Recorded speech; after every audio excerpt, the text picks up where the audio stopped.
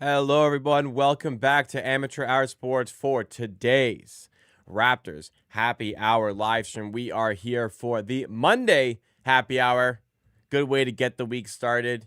Help ease through the stresses of the Mondays. It's a nice end to the day. Kind of makes the week feel a little bit shorter, if you ask me, when you get these Monday happy hours in. But you know the drill by now. We've been doing these for a little bit of time now. We're live every Monday, Wednesday, and Friday at 5 p.m. Eastern time for the Raptors Happy Hour, where we cover the latest news around the team. We chat about the team. We just talk all things Raptors and some of the biggest stories around the NBA as well. And fixating for today's stream, we are going to be talking about the Toronto Raptors and, of course, their recent successes that they have seen. The Raptors all of a sudden starting to play some good ball. We've seen a couple wins in a row now.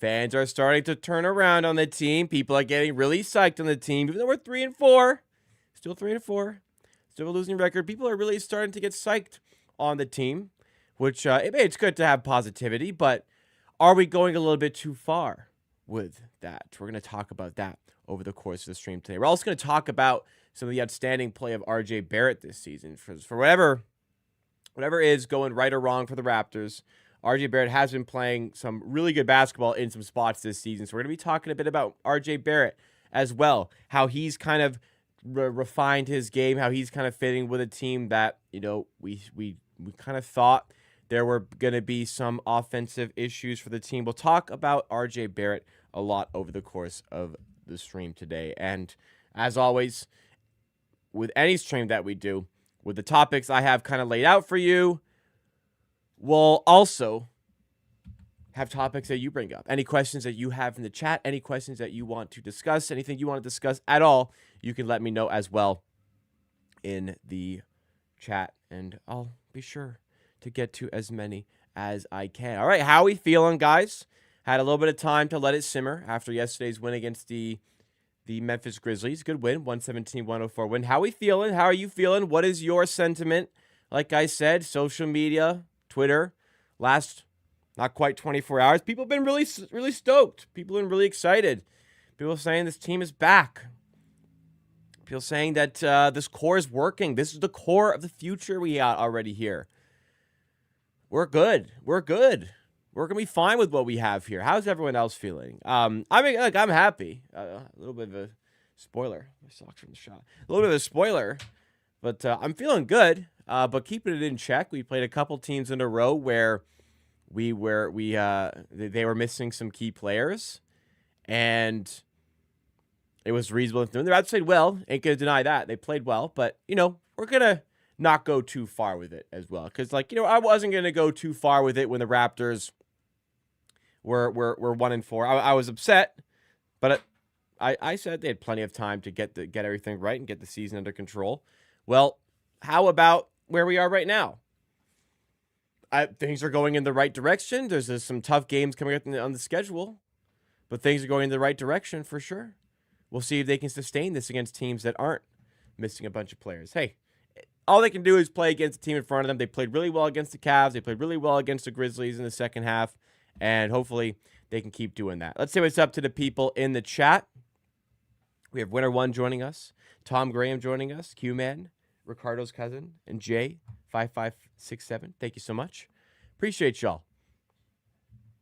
Winner One says, hey, man, 2 free W's. I ain't complaining. Fair enough. And you know what? I won't be complaining as well. And Tom Graham says, morning, watch from Australia. Thanks so much for tuning in. Says, super impressed with the team yesterday. IQ still with a lot to be desired. Yes, IQ has been poor. We'll talk about Emmanuel quickly for sure in this stream a little bit because he has struggled and we need him to be better, no doubt indeed. Further down, Ricardo's cousin says, how do you feel about the Ja Morant rumors? Would you want to see him as a Raptor? Or does his skill set just not mesh well with the Raps? I'd be okay with it. I don't think that trade is going to materialize, but I wouldn't be opposed to it. I think Ja Morant brings a lot of skill to the team. And if you can move off Emmanuel quickly to do it, I think that's fine. But I wouldn't really want to trade much else. Ja Morant's a loose cannon, as we're seeing. I would support a move for him because I think there's a lot of talent there if you can get his head right. But a lot of players, like a lot of people have lost a lot of bets on people betting that they would get their heads right. And it hasn't really worked out for them. But I would be interested because I just think Ja Morant is such a good player. Jay says 10-game win streak incoming. Bold claim, but we will see. We will see. Zeke says CJ to Toronto. CJ. Why am I blanking? When I see CJ, I think of CJ Miles or Corey Joseph, who is the very obvious CJ that I'm missing and feel stupid about. QS says Darko says Yako is feeling much better. Hopefully he can play tomorrow. He practiced today. His status for tomorrow is still up in the air, but he did practice today. So we will see. We will see. McCollum. CJ McCollum. Oh God, no. CJ McCollum, please no. Please not. I'll pass. I'll pass on CJ McCollum in 2025. But hey, he can have some fun with Washington, just kind of shooting whatever he wants, right? He can have some fun with it. All right, we'll dig into the meat of the show in just a second here. Before we do, first, Raptors Happy Hour of the month. Let's give a major shout out to all of the members we have in the community. Big shout outs to 905 Yada, 2 years membership, 34 months. Gregory, pushing 2 years at 21 months. Doug B, 24 months. Sandy Thompson, 30 months. Amazing. Uba, who's been going for 11 months. Jeremy Pelikos, 19 months. Sumaya Ahmed, 18 months. Nick Killer, Thomas Perry, 24 months. And a humongous shout out to Sandy Thompson because Sandy Thompson is one of our MVP tier members. So huge shout out goes to Sandy Thompson, but thank you so much to all of our amazing members in the community. Appreciate it. Become a member. Support the channel a little bit extra. We appreciate it if you did. All right. Let's get into things here. So, a lot of people talking. There's been a big buzz. And you know, it's good. Like I said, it's good to have that sort of buzz around the team once again. But Toronto Raptors have won 2 games in a row. A lot of people are fired up. A lot of people are excited. Things are definitely going in the right direction for the team. But the reality check is the team is still 3-4. There's still some tough games coming up this week and next week. Then the schedule gets a lot easier, but things are going in the right direction. But does this mini win streak of 2 games, win streak, quote unquote, mean that the Raptors are back? This is the Raptors we're going to be seeing the rest of the season? Let's dig into things a little bit more.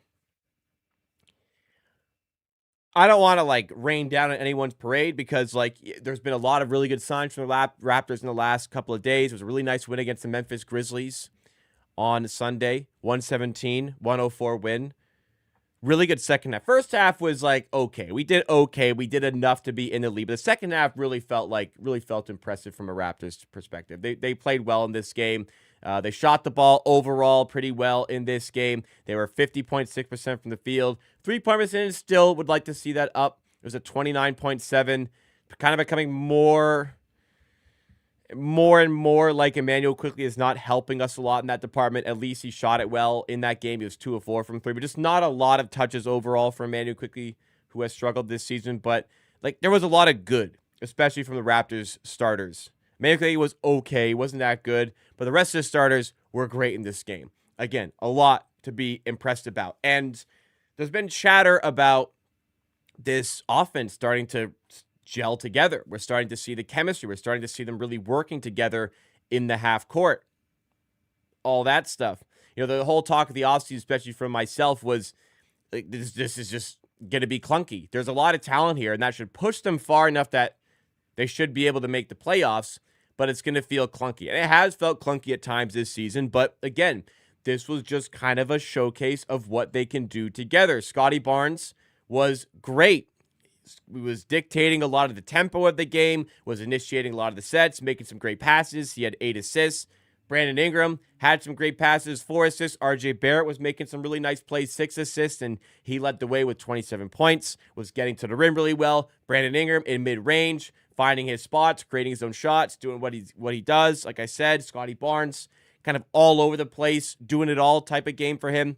Scottie Barnes at his best, I think, in that game against the Grizzlies. And even Colin Murray-Boyle starting for the team. 15 points, 7 to 14, 9 rebounds, 5 assists. He was making some great plays. Really fits well with that unit. Hopefully we see more of him. Even when Jakob Perl is back and starting, we hopefully see like minutes of Colin Murray-Boyle with these guys and getting a bunch of playtime because he was terrific in this game. Lots to really like about this. And it's got the Raptors offense up to a pretty good position as far as offensive ratings go on the season. Raptors have shot themselves up to 12th in the offensive rating category, 115.8 offensive rating. A little bit of ways to go to catch some of these other better teams, but that's good. I read on Twitter that their half-court offensive rating is 11th in the league, which is also good. Showcase the half-court offense is doing some things. Still, like, a little bit to be desired on defense. 117.1 defensive rating. That is 24th in the NBA.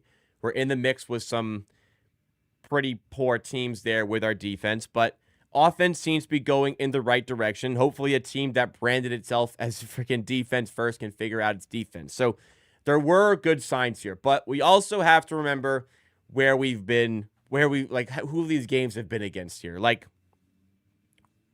last season, the Raptors' defensive rating looked really good near the end of the season because it was improving for sure, but also they were playing some really easy teams. They had the easiest schedule in the NBA, and they're playing a ton of teams that were purposely trying to lose and were out-tanking us. So you have to keep that into consideration.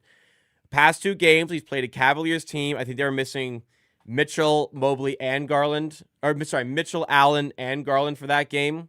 And then Memphis were missing John Morant and a whole host of other key players. So it was impressive, and I'm very happy, and we're moving in the right direction, like I said. But let's also try to keep some of that enthusiasm in check. Let's not go too far here.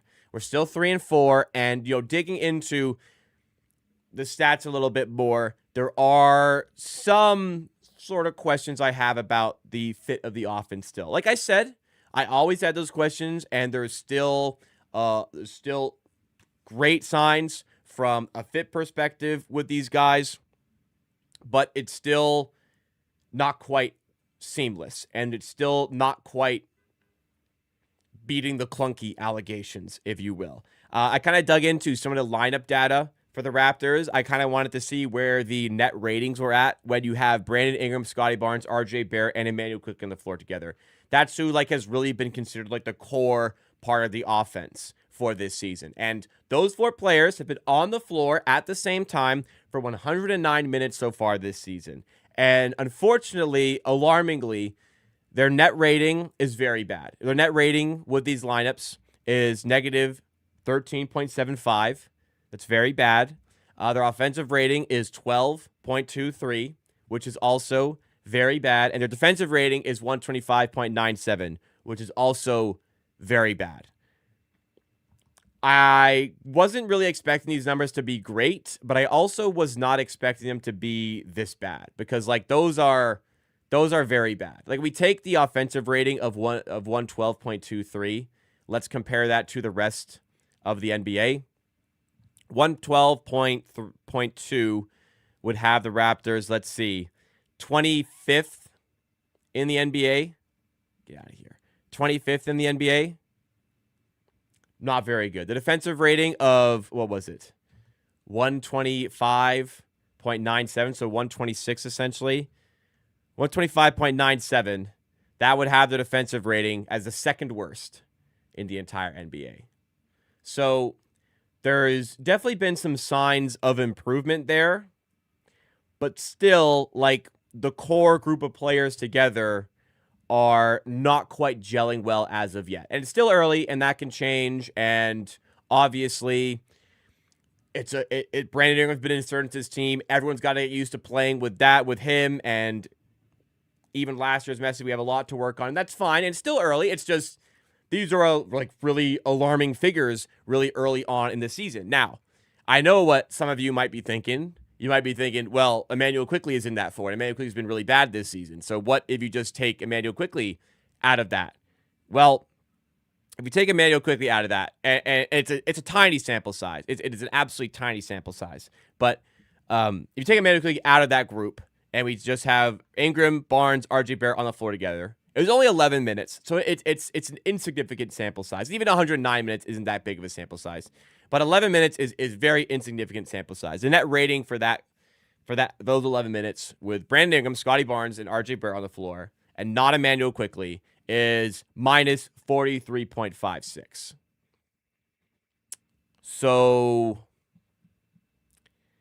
not very good. Offensive rating of 79.17 and defensive rating 122.73. Really bad on both ends of the floor in those 11 minutes. But again, that's just 11 minutes. That doesn't really mean anything. So I also kind of wanted to see how much of an impact Emmanuel Quickley has had overall. And I'm actually going to look at these numbers in real time. How bad has it been with Emmanuel Quickley on and off the floor? And it's not great, to be fair. His net rating is minus 4.71. Offensive rating with him on is 113.85. Not very good. Defensive rating 118.56. Not very good. With him off, it's a bit of a jump. And this is kind of what's scary right now for Emmanuel Quickley. 118 minutes off. Net rating is 4.28 when he's off. 123.26 offensive rating. So if we go back once again to where that ranks amongst the entire NBA of 123.26, that would put the Raptors second in the NBA for offensive rating. Ooh, Emmanuel. And defensive rating of 118.97. That would put the Raptors... that's still very bad. Offensively, it looks better, but defensively, that puts him 27th in the NBA. So still very bad when Emmanuel Quickley is not on the floor. But the offense looks a lot better. So essentially, what is it? What is the point that I'm trying to prove here? What point am I trying to make with all of this? Well, there are positive signs for sure. Let's not overreact to that. But they are starting to find their feet a little bit more, and that's great. RJ Barrett looks great this season. Ingram has looked great. Scottie Barnes has looked great as well. They're all playing super efficient basketball on offense, which, could tame down a little bit, but they're all playing super efficient ball on offense out the gate. And the offense looks really good. For the most part, was those three players on the floor. Emmanuel Quickley has definitely been a little bit of a sticking point and an issue for the Raptors so far this season. Still very small sample size, still very early. But my hope is that Emmanuel Quickley figures his shit out because there's no excuse of health this year. There's no excuse of him missing preseason and whatnot. He's been here and he needs to be better because the offense is working when he is not on the floor right now, and he is making the offense worse at the moment because he's not really impacting the game. So what needs to really change for Emmanuel Quickley? We have a tweet here that says noticeably less usage for IQ on ball tonight. That was for the Memphis game. Just shot 4 shots, which is a season low. 3 of them were threes and 0 assists. That was in the first half, by the way. Raptors running offense through their forwards a lot more tonight. And there were improvements in the second half there when Emmanuel Quickley was more involved because he was really not involved in offense first half. He was more involved in the second half where he did end up getting 3 assists in the second half. Only took 5 shots, 2 of 4 from 3. So his usage was noticeably down. Definitely can't deny that. His usage was noticeably down compared to the other players. But if you can get Emmanuel Quickley maybe playing a little bit more off ball, maybe taking a little bit better shots from 3, getting a better opportunities, that could be a help for this Raptors team while he's still trying to figure things out. But I do believe the team will be better when Emmanuel Quickley can figure out, or if he can figure out, it will be better. But there is definitely, based on all the evidence that we're kind of seeing so far, there's definitely optimism from my perspective about Ingram, Barrett, and Barnes working together. They just need the right pieces to kind of make it work for them as well. Defensively, there's issues, and there's going to be issues there for personnel-wise. But think about if Pirtle comes back. That's really going to help your defense. Offensively, if Quickley can start knocking down more shots and being a positive on the floor, that's going to make a difference. So we're not going to get too carried away with 2 wins in a row against teams that are missing a lot of players. But I think there's definitely reason to be optimistic about the direction that the Raptors are heading in right now. And there is optimism about the upcoming schedule, I'd say. Right now, we've kind of had a bit of a free hit with those 2 games. For me, you take the next 4 games here. And let's just take the next 3 games, to be honest. We're 3 and 4. Let's take the next 3 games. That'll be the first 10 games of the season. I think if you win one of the next 3, which is absolutely doable, you sit yourself at 4 and 6. And that's when your schedule really becomes a lot easier. And I'm okay to attack that portion of the schedule, kind of weathering the early difficulties in the schedule, weathering the storm early on, go win another game, go 4-6, even better, win 2 more of these next 3, go 5-5, and then really start to attack that second part of the schedule. Starting with that game against Brooklyn, who are awful and winless, where you really need to be winning that game. There is optimism from me that things are clicking, but we're not going to get too carried away as of yet. But again, exciting, a bit exciting to see some good basketball in Toronto for a change. It has been like a little bit of time. Let's see what's going on in the chat here. Ricardo says CMB is giving heavy Scottie V2 vibes with the energy. If he can amp up the playmaking, we can have an absolute gem in our hands. He is looking very, very good. He is looking very good so far. All they have to do is beat the bad teams. Yes, CJG. They don't have to pull up like a ton of trees here. Just win the winnable games against the lower part of the Eastern Conference. Win a lot of those like battles against some of the teams in their area, like the Miamis, like the Pacers, those type of teams. And the Raptors are in the mix here for sure. Absolutely. J5567 says this should build some confidence team. That's also key for it. Morale going up as well, getting some wins on the board. Because we started last 2 seasons just so terribly. Steve Stevens said, I see something positive in CMB from day one that I didn't see with Grady. Yeah, I certainly thought that it would need some time in the G League, but it hasn't panned out in that fashion as of yet. He's looked pretty comfortable, like from day one. Like even Jacoby last season took a little bit more time, and he's still figuring things out even today. Grady Dick still kind of figuring things out right now. That being said, CMB was a top 10 pick, and they were not, so you expect a little bit more out of CMB, but he's looked great. Absolutely, he's looked great, and I think the fan base should be stoked about him, no doubt. Quickly to find his place in the offense and move off ball more, Jay says. Yeah, I think that's part of it. Like, Ingram has kind of figured out how he's going to play. Barnes is similarly figuring things out, and hitting threes is helping him a lot because he's been doing a lot of knocking down threes this season. I'll actually just quickly double check what Scottie Barnes' 3-point numbers are this season. I believe he's shooting above 50% from 3 so far this season. Let's just take a quick look.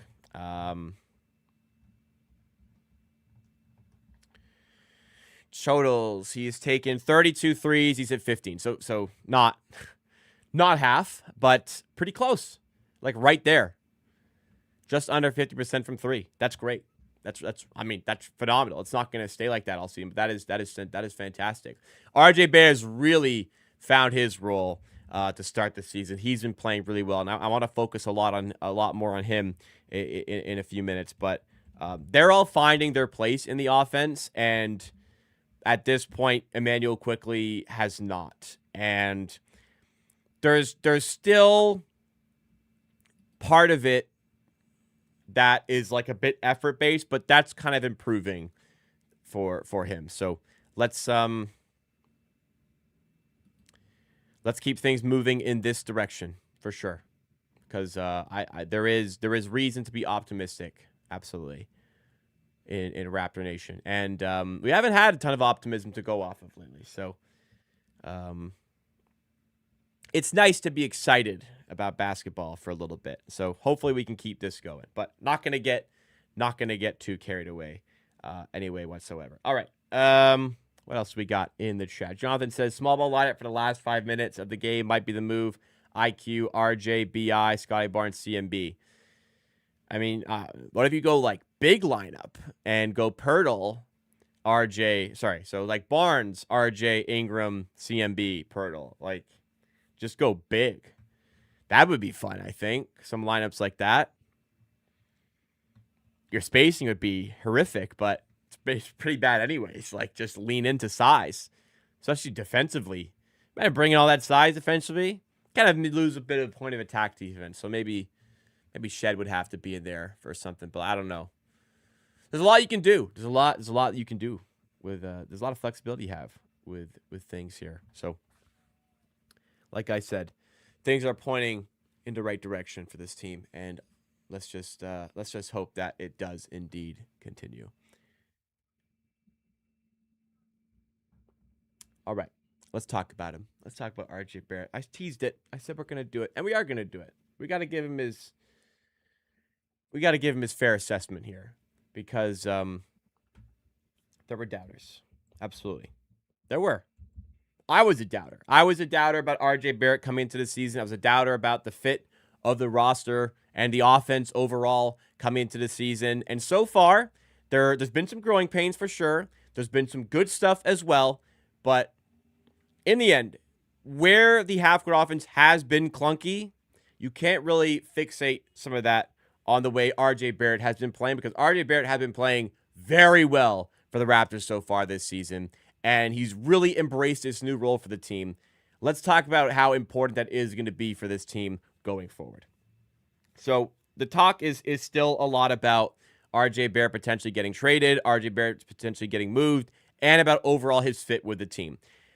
I'll be honest, I wasn't a believer. It is, and I'm still not convinced. Let's not go too crazy, but it's absolutely showing signs to be optimistic. And RJ Barrett is adapting his game, changed his game a little bit, and he is doing so extremely well for the team out the gate. Now, we only have a 7-game sample size at this moment. So again, we're not going too crazy with these outlandish claims, but he's been playing well, and I think I think we have to talk about it just because of how good he has looked out the gate so far for the Raptors this season, particularly on the offensive side of the ball. So after the recent game against the Memphis Grizzlies, there were a lot of questions asked to RJ Barrett about adapting to this new role, because he had 27 points in the game. He played extremely well for the Raptors in this one. 27 points. He was 10 of 19 shooting from the field. He was 2 of 8 only from 3, but he's been shooting the 3 ball okay this season. 5 of 7 from the line, but he had 6 rebounds, 6 assists to go with it. And he looked really good in this game. Like, you don't need to box score surf after watching that one. You know RJ Barrett played well, was super aggressive attacking the rim, was picking his spots really well, not settling for a lot of bad shots, and just doing what he needs to do for this team. When he was asked about adapting to the role, he's talked about how much he's embraced it. He said he's put his heart into this. He's making sacrifices here. And I have to give so much respect to RJ Barrett for that. As much as I've talked about how they might be better off trading him, and it's still not a great fit for the team, I have to give him a lot of credit, because amidst all of that noise, amidst everything that has been discussed about Barrett, amidst knowing that the Raptors want to trade him, they're actively shopping him. They've been offering him to other teams. They offered him to New Orleans at the deadline. They offered him to Boston in the summer. Both teams turned it down. He is still really putting his heart into this, as he says here to Sportsnet's Michael Grange. I've put my heart into this. And again, I got to give a lot of respect for that. But still, he needs to show up on the court and deliver. And for sure, so far this season, he has been delivering. Like, he has been. Statistically speaking, it has been good. It has been good. 20.4 points per game, 56% shooting from the field, 37% shooting from 3, and we've really needed extra spacing. He's providing a little bit of that this season. 66% on 2s, which is the biggest stat that I'm most impressed with. 66% on 2s is just great to have for him. Further down to the advanced stats, what I'm really concerned about, his true shooting right now is at 65%. Still early days, but it's at 65%. Last season, it was at 55. 55, not very good. 65 is extraordinarily good, and it's not going to sustain for an entire season. But just the way he is picking his spots here has been excellent for the Raptors. And I saw a tweet that highlighted how he's choosing his spots more effectively this season, because Cody Wiles posted this one here showing that his usage has gone from last season being 28.7%, which was the highest of his career, down to this season 23%, which is the lowest of his career, even factoring his rookie season. 23% usage is the lowest of his career.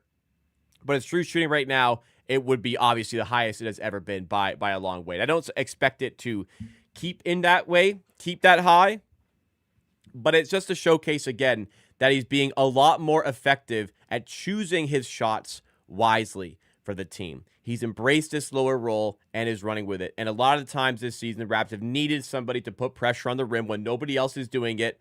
Like, you'll have games where Barnes, for some reason, isn't doing it, Ingram can't really apply that pressure. He's more of a mid-range guy. Jakob Poeltl's out or he's hurt.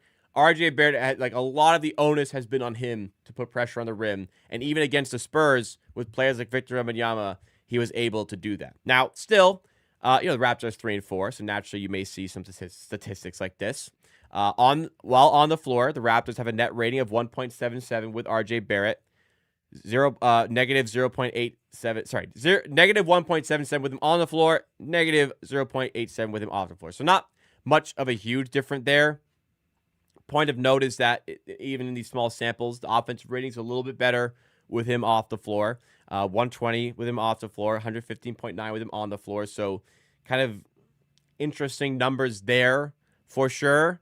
But our 2-point field goals go up a lot when he's on the floor. Now, these are all early stats. There's not a very large sample, so I don't want to read too much into those statistics. But just from watching Barrett play, you can see that he's in a good place right now and doing what he can for the team, and he's playing well. So that kind of leads to, we talked about it earlier, leads to some of the questions about him getting traded. What is the right move for the Raptors to go with this season? Well, it's highlighted here by Raptors Report, at Raps Report, who they also do great content for the Raptors here on YouTube.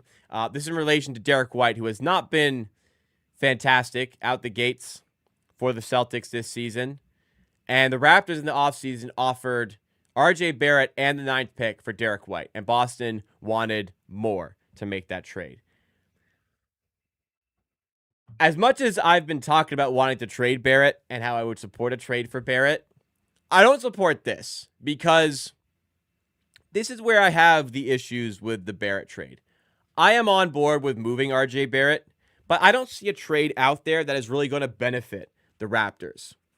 Like, the Raptors want to win this season. They're not tanking. Last season, they were tanking, so it made a little bit more sense. RJ Barrett was offered in the Brandon Ingram trade. He was offered to the Pelicans in the Brandon Ingram trade. The Pelicans decided instead to value the expiring contracts of Bruce Brown and Kelly Olynyk. So they turned down RJ Barrett, took the expiring contracts and the Pacers pick that we gave them for Brandon Ingram. We've now offered RJ Barrett as well to the Celtics. But the 9th pick and RJ Barrett seemed like a little bit too much for me to get Derek White. I like Derek White. I'm a big fan of Derek White, but that seemed a little bit too much to me. So where I have the issues on the RJ Barrett trade is just that RJ Barrett is good. There are certainly issues to his game. There are certainly some deficiencies in his game, mainly defensively. And offensively, there is limitations to what he can do and how he can gel with other talented players like Barnes and Ingram. RJ Barrett's really good. RJ Barrett is good with the ball in his hands, but is he good enough to justify having it in his hands a lot? I don't think so. So if you can scale down his role and he can still be effective, that is huge because that's what you want from him to gel with the other players in the team. Still, there are issues defensively, but RJ Barrett is a good player who is clearly right now doing it and I believe can still for the rest of the season help this team win. There's not a lot of interest for him around the league, evidently.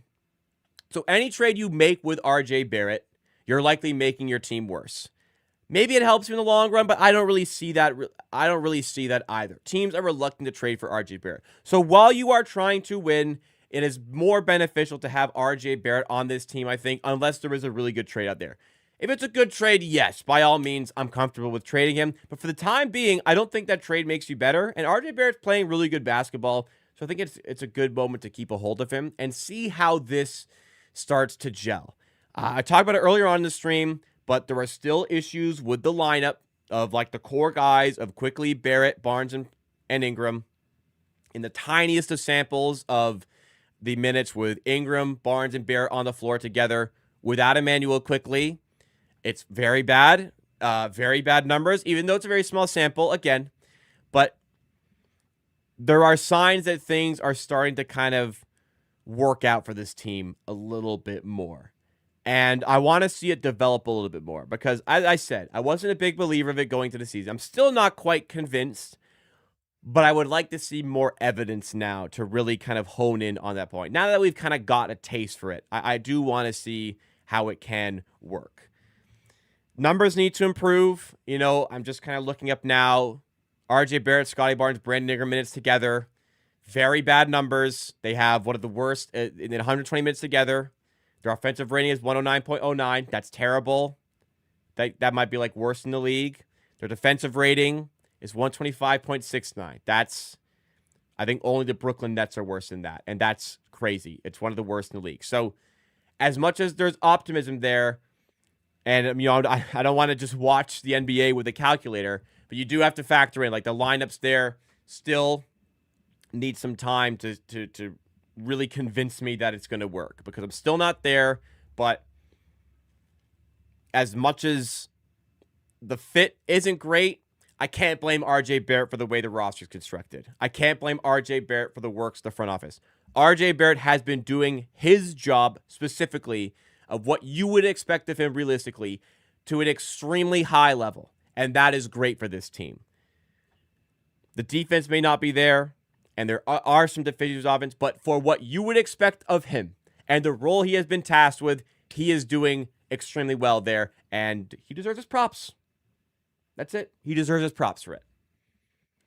I'll give it to him. I'm not going to be unfair. He deserves praise for what he's doing for the team right now. And it's on the front office to make the fit thing work out, because there are still issues there. But he's played well. He's been super efficient. It's just crazy. It's just crazy that Barnes, Ingram, and Barrett are all above 60% true shooting this season. They've all been playing extremely well this season. And yet when those are on the floor together, the offense sucks. It's a problem. And again, it's very early, but it's just a showcase of some of the fit concerns that exist. Let's see some of the comments here. If you have championship playoff contender, Ja is not the guy at this point. Ja Morant, we can talk about Ja Morant a little more in a sec, so we'll save that. Any good free agent center on the market? Well, no. The season's going on. Typically, if you're a good free agent, by the time the season starts, you'll be signed somewhere. So, no, there's no free agent centers out there to just go scoop up right now. The Lightning Raptors said, I love Ingram after he has not played for a year. He's playing at this level. Yeah, he's looked really, really good. It's been quite exciting watching Brandon Ingram so far this season, honestly. I agree, and our spacing and defense get even worse. Did we talk about... Oh, with Ja Morant. Well, I mean, with the way Emmanuel Quickly's played this season, I definitely don't think it makes you worse, but it's not a great fit. Like, if you're gonna toss, if you're getting if you're getting a Brandon Ingram type of offer, if you're sending in a Brandon Ingram type of offer, sure, like, you're just getting such a discount that's like, man, he's so good. I'm trading away a bad pick and expiring contracts for him. Sure. I don't think that's going to happen. I'd rather save the assets for, like, a really good fit. Pull, like, Orlando with Desmond Bane, because Orlando overpaid for Desmond Bane, but they're like, fuck it. This is such a good fit for this team. Let's just get him and pair him with our top guys type of thing. That's the type of trade you should be looking out for. I haven't seen one credible report at all of already being offered in a single trade, especially for Derek White. I doubt it. Zach Lowe is like extraordinary level of a source.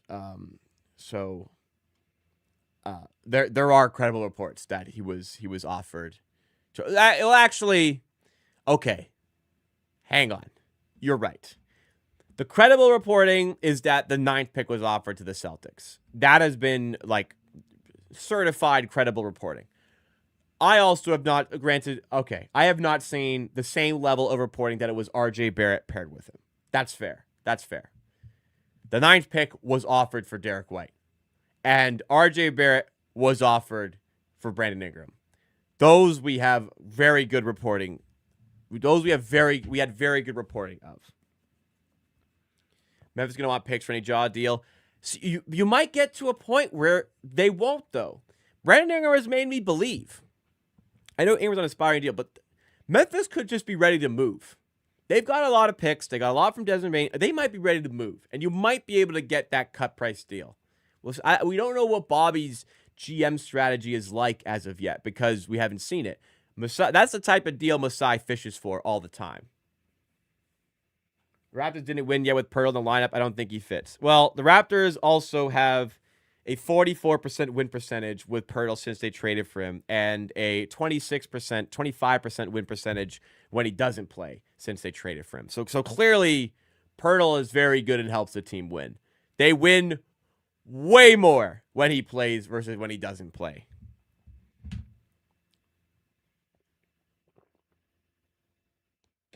I don't think Pirtle I don't think anyone necessarily is the problem. Quickly he's been the problem for a lot of minutes this season, to be granted. He's been a problem. That's the problem. He's been a big problem so far this season. I won't say, RJ's never been the problem. A problem. It's just RJ is RJ. That is RJ Barrett.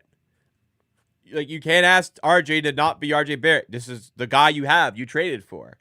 It's just, it for me makes the most sense if he is the one that is replaced to address the fit issues. For Pirtle, you need rim protection, as we've seen this season. And we've had some games where you haven't had it. It's been disgusting basketball because you don't have a rim protector. So he's important too. And I think his archetype is a lot more difficult to replace.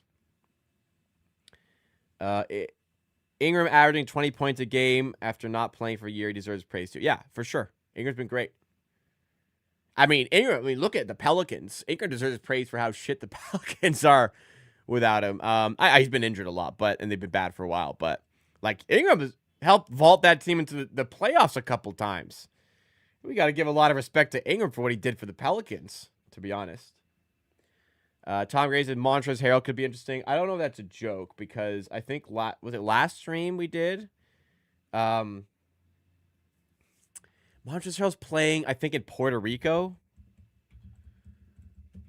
I think he's in Puerto Rico. Yeah, the guy who's playing in Puerto Rico, I think, will be okay with that. But I'm pretty sure that's a joke, surely. Raptors are an expensive team. They're too expensive to not be like a shoe-in playoff team, but here we are. Night Owl Flights to Jacob is in an unreal world. If we traded IQ, Barrett, and Jacob, who would you realistically like it? That's just like a bit of a crazy trade. Realistically, I would love to trade. If I could trade Emmanuel Quickley, RJ Barrett, and like a really early second round pick, for example, for like OG Anunoby, that would be amazing. But that's like a a completely unrealistic trade. There's no way you could get OG Anunoby for Emmanuel Quickley, RJ Barrett, and the 31st overall pick, the highest second round pick you can even think of, from the worst, the Nets, the worst team in the league, guaranteed 31st overall pick. There's no way New York would take that. Granted, he is now on a much more secure contract, which factored into it. I would love to make that trade though, if I could. For Pirtle, I don't see any trade really work. Pirtle's just good, and I think you want to keep Pirtle, and he protects the rim really well, and he's a good passer, and I think he's good with this team. So I'm not super interested. You do kind of wonder about a team with a Miles Turner type who could space the floor, but also Miles Turner's not that great of a defender, and he's a terrible rebounder. IQ to Brooklyn for Claxton. That doesn't help us. Did you hear we are interested in John? I haven't seen much credibility to the noise around Ja Morant and the Raptors. Let's see if I can be proven wrong by a quick Twitter search here. Ja Morant.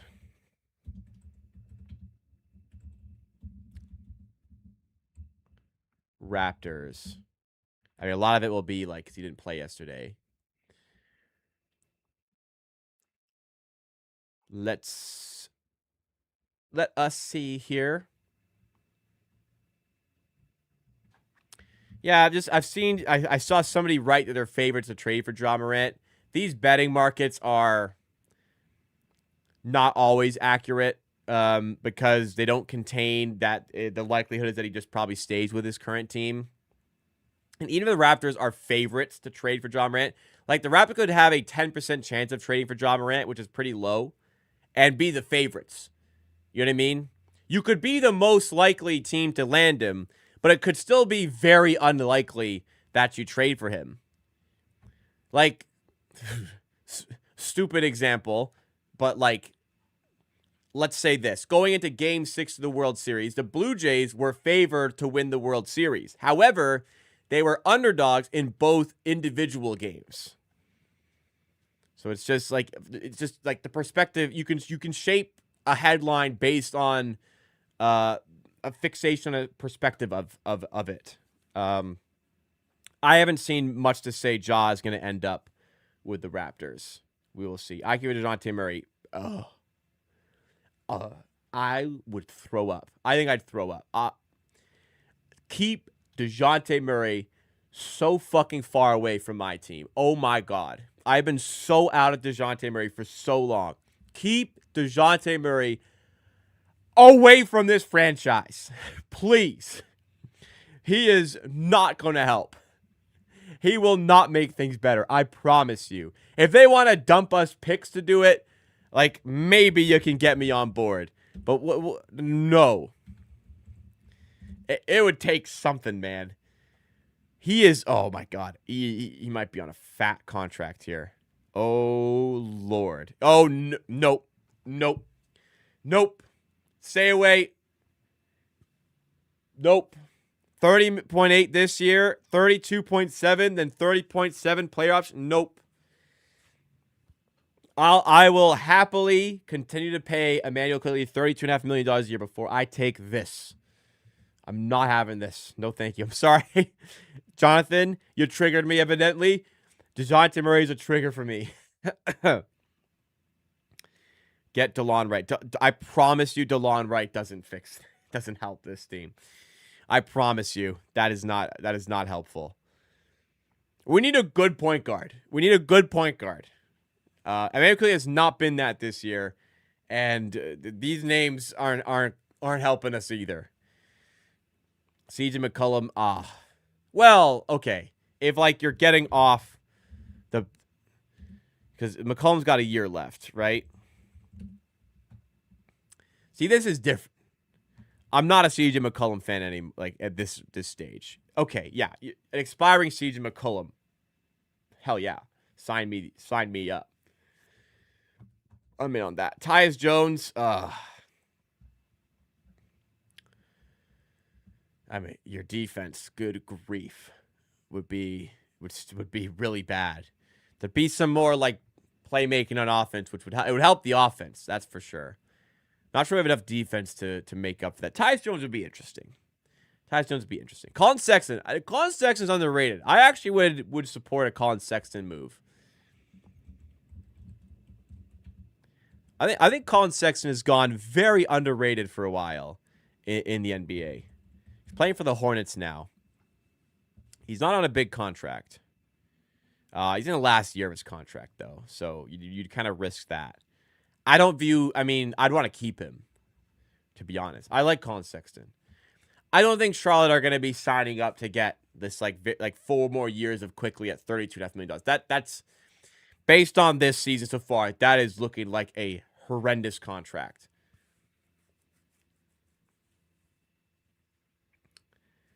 Night Owl's looking for some collab. Maybe in the future. We'll see. I got my front door is open.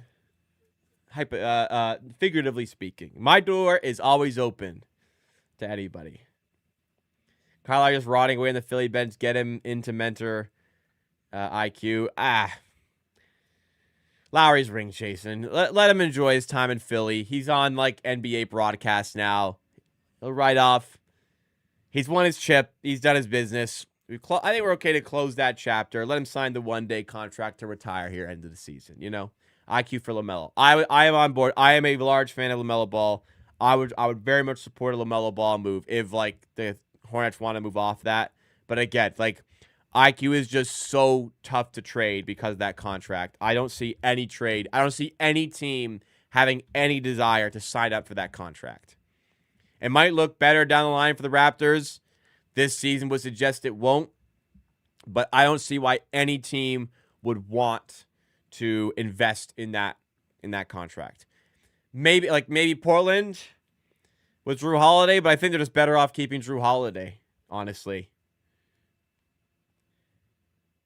I need to see a lot more from Walter. He has not played a whole lot, but not looking amazing. I agree with you on that, Treeper. Walter and Grady Dick are both kind of like, you want the backup shooting guard minutes? You go ahead, man. No, please. I insist. You go ahead and get those minutes. Both are not doing a whole lot of convincing on their play. That's for sure. Yeah, I mean, they got to be better. They got to be better. Did Masai give IQ that BS contract as a big F you to Rodgers way out? No, I don't imagine he did. On the way out, he helped pick Colin Murray Boyles, who's looking good. So, you know, Masai, I think, completely had his best interest of Raptors in mind at all times. It's a lot of money. And it was a slight, I always said it was a slight overpay that will look better down the line, assuming he got better with the contract. And this season hasn't looked better, but it's 7 games in. Just start hitting threes and get like 5 assists a game, get like 16 points efficiently. And that's probably enough to help with this offense, but individually they've all looked good. Together they haven't. It's a very strange dynamic of Barrett, Barnes, Ingram have looked great in a vacuum, just not together. I don't know how that's even possible, but it is. Bobo is cooked, so is man. Well, this Q-Man said, I think this will else. If we didn't extend Ocha, we trade him for like Bobo or Nick Richards.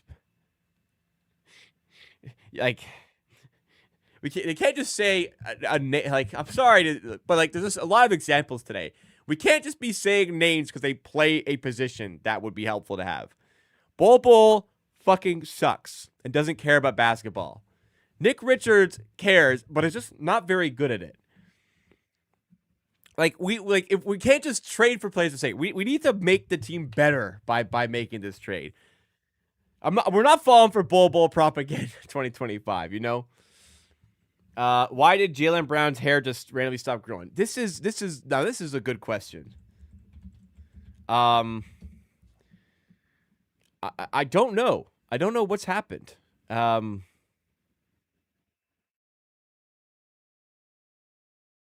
It was looking fine last season. He had it short last season.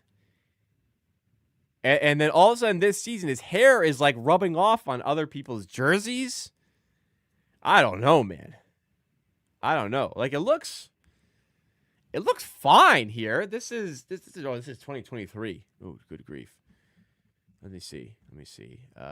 Let's go past month. I mean, it looks fine. I don't know. I guess it's looking a little thin in this one. But like nothing to be too alarmed about. I mean, we as a society, I'm guilty of this too. And I'll end on this because the stream is wrapping up shortly. We as a society need to accept that baldness is part of life. And it's okay for someone to be bald. I say this as a certified non-bald person. I am fucking like, we are thick as a rainforest up here. I am like straight as an arrow on the hair, like no signs of baldness creeping in at all. Okay. So I'm blessed to be in this position, and I can absolutely I can absolutely not relate to being bald and how it feels, and it would suck. I've been bald before. I shaved my head for charity, for content, not for content, for charity, as part of some content that we were doing. I didn't do it for content. I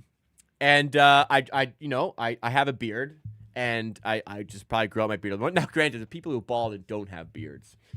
I have a friend, God love him. He's losing his hair, and he cannot grow face hair. Now, that sucks. I might lose it at some point. Don't get me wrong. Like, I'm good for now. I'm 26. I'm not 30. I'm not quite close to it yet. So like, by the time I am 30, who knows, right? It happens quick. But for now, I'm good. Anyways, I'm just saying we as a society needs to accept bald people a little bit more. Make them feel okay with being bald because, like, the length people go to hide it. The length people go to, just accept it. A lot of people are bald. Don't wear a toupee. I don't think you need a toupee, right? Like, if you're like people who sweep it over to cover the top of their head, people like it's okay. It's okay to not have hair. It's okay. It's a lot of got good-looking people out there who are bald. The most important part of anything you wear, any style you have, hairstyles, be it bald, be it anything else, clothes you wear, anything. The most important thing is you being comfortable and owning it. If you're comfortable and you own it, it's infectious. People will believe you. That's my TED Talk for the day. All right, that will do it. Who's winning Rookie of the Year? I still think Cooper Flagg. VJ Edgecombe. Good grief. The thing about the Rookie of the Year is that Cooper Flagg is like this is what VJ Edgecombe has to do. This is part of like the rookie. Cooper Flagg was so hyped to start the year. Cooper Flagg is the Rookie of the Year until someone takes it off him. Last year, it was like, who the hell is going to be Rookie of the Year? Anyone can earn this. Anyone can get this. In the end, it was Stephon Castle, I think, rightfully so. This year, it is Cooper Flagg's award until somebody steals it off him. And Cooper Flagg's still a favorite. I'll be honest, VJ Edgecombe has vaulted himself up into this conversation. He is like really tight alongside Cooper Flagg for this award. So I give a fair amount of credit for VJ Edgecombe for already showcasing that. But you need to be not just better. I think you need to be a lot better than Cooper Flagg to get this award. And the Sixers are really good, and he's a big reason why I think that will be enough. But I'll still say Cooper Flagg for now. All right. That's it. 6 p.m. This has been your Raptors Happy Hour here on Amateur Hour Sports, hosted by me, Jacob Gramegna. Yeah, it's weird. If you guys liked what you saw today, please smash that like button. If you guys want to see more of what you saw today, please subscribe to the channel. We're live every Monday, Wednesday, Friday at 5 p.m. Eastern Time. I'm live for Raptors games 15 minutes before the start of the game for Raptors watch parties. And we do bonus videos throughout the week in the form of stream clips and highlights. So much great content. Do not miss out. 19K before 2026 is the dream. Help us achieve it. Have a great start to your week, guys. I'll be back tomorrow for the Raptors watch along against, I think it's Milwaukee Bucks. I'll see you, whoever it is. I'll be there, and I hope to see you.